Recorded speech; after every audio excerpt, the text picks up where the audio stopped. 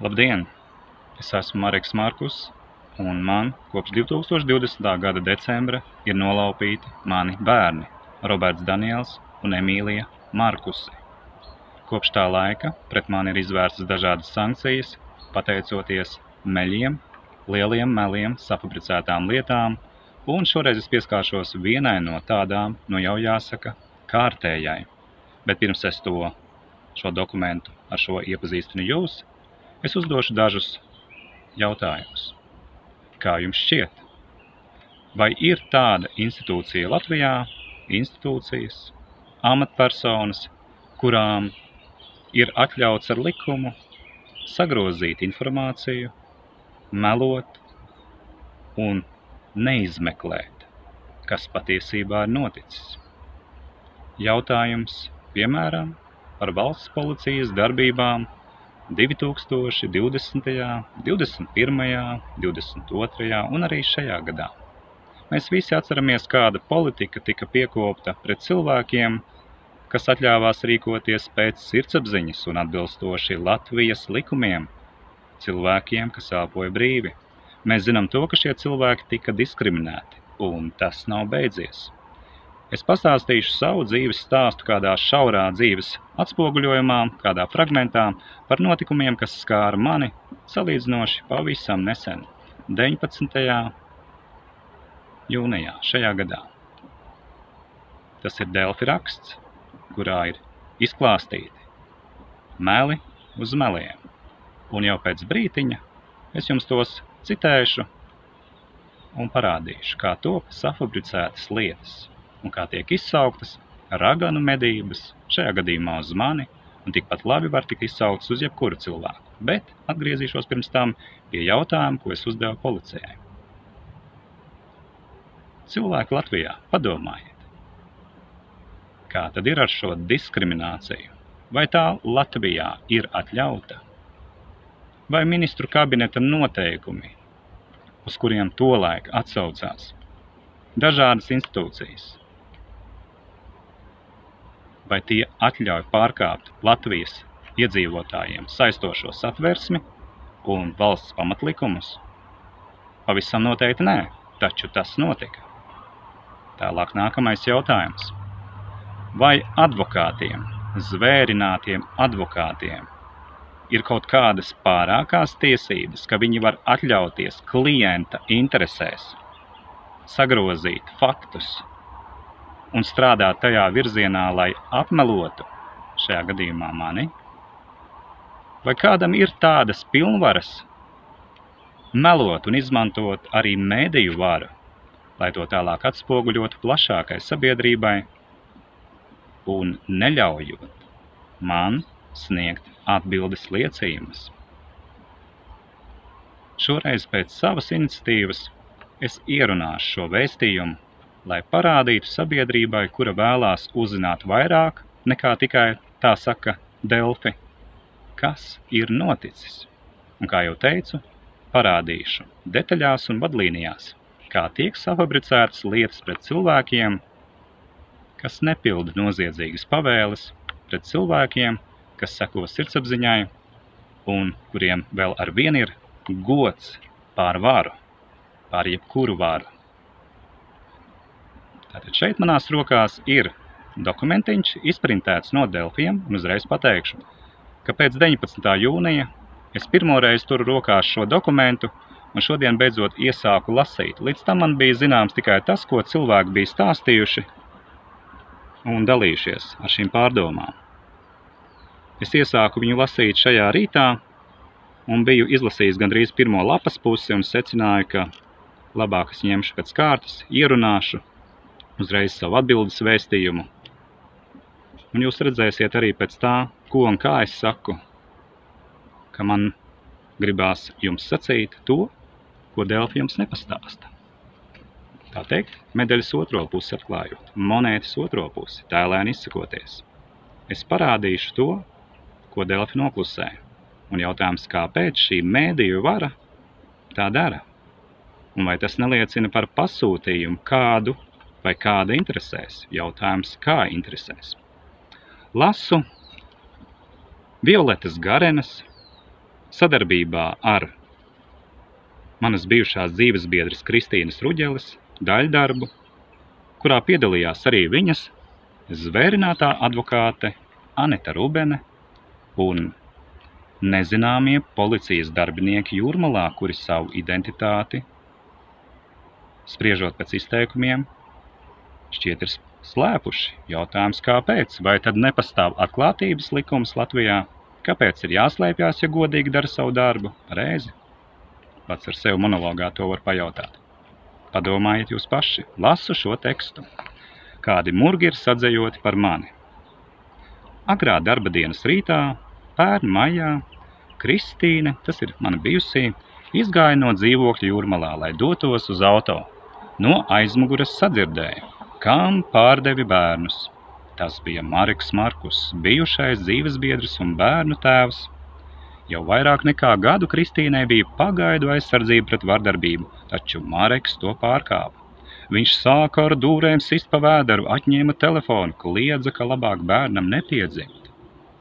Pie šī es mazliet noliku šo te papīreli malā un bišķiņ kaut ko parādīšu jums, kā tad tas izskatās cilvēku iztēlē, kad viņi lasa šādu tekstu. Protams, katrs pa savam to vērtē, un tomēr parādīšu jums ko.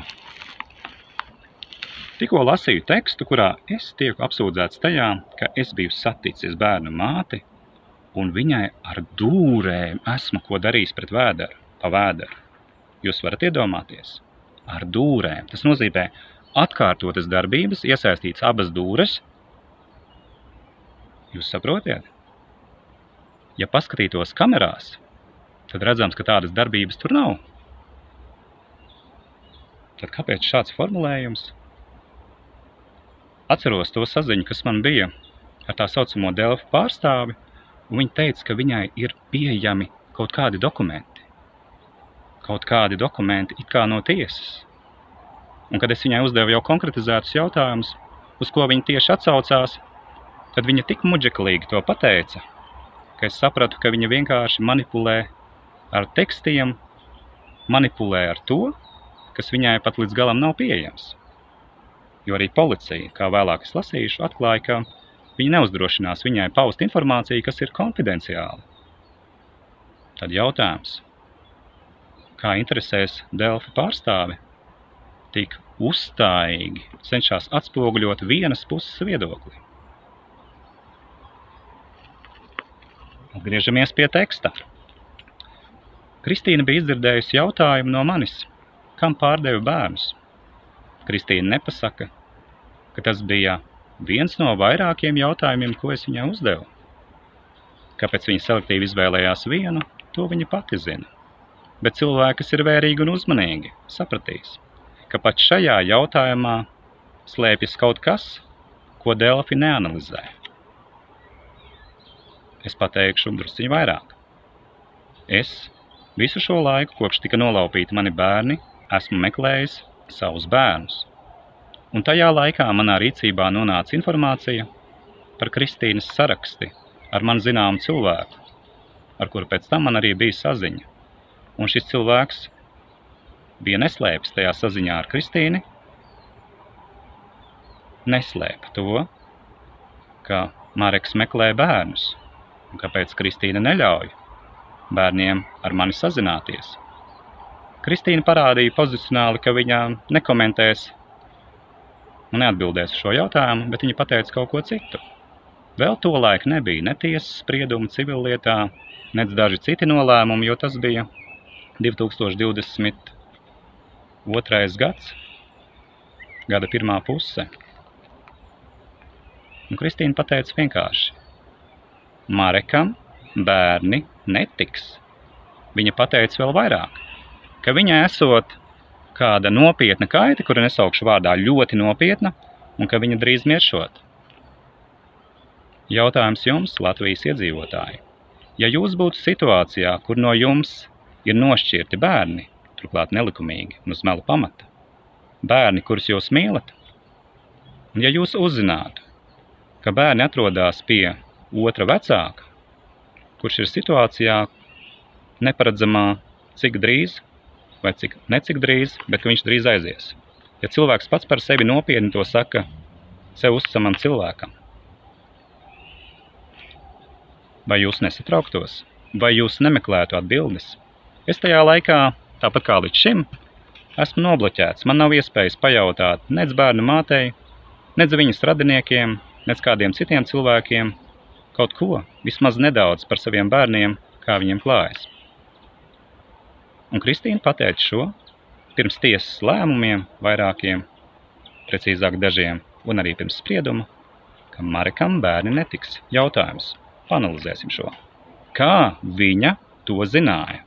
Pirms tiesa pieņēma nolēmumus un arī pašu spriedumu. Kurš viņai to teica? No kurienes šāda augstprātīga pārliecība vai pašpārliecinātība? Vai tomēr viņa jau zināja, uz ko viņa iet? Marekam bērni netiks, es atgādinu šo vēlreiz, jo tajā, kas slēpjās, tā ne tikai pārliecība par kaut ko, ko viņa zina vai nezina, bet attieksme, ar kuru viņa pauda to, ko es tolaik nezināju, un arī tagad nezinu, kāpēc viņa to tā teica šim savam dombiedram. Es gribu jums atgādināt arī to, ka kopš 2020. gada, kad mani bērni tika nošķirti no manis, uz aizdomu pamata par iespējamu emocionālu un fizisku vardarbību, šis fakts ar vienu nav pierādīts. Paiet ilgākam laikam, viņi izmantoja 5.05.22. gada kādu atsevišķu notikumu, un to selektīvi atlasot, līdzīgi kā visa iepriekšējā lieta un lietu kopums, tiek montēta tā, lai kaitētu ar vienu man un maniem bērniem. Mēs drīz atkal atgriezīsimies pie raksta, bet es nevelti pieminu šo sarunu, kurā bērna māte pateica savam paziņām, dombiedram, ka Marekam bērni netiks.